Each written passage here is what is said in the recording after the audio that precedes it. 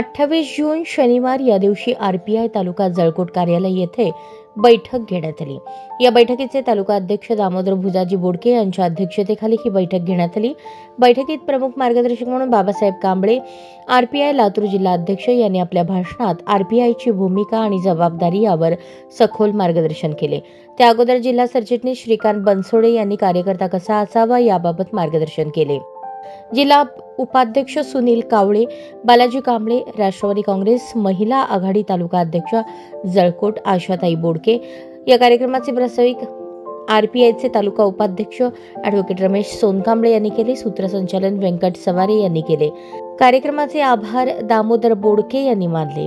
कार्यक्रमाला कार्यकर्ते माधव कांबळे, मंगला सोनकांबळे, तुकाराम बोडके, नामदेव बंडे, दीपाली नामवाड, गुलाब इंगळे, सुकास बोडके या सर्व कार्यकर्त्यांच्या उपस्थितीत हा कार्यक्रम पार पडला।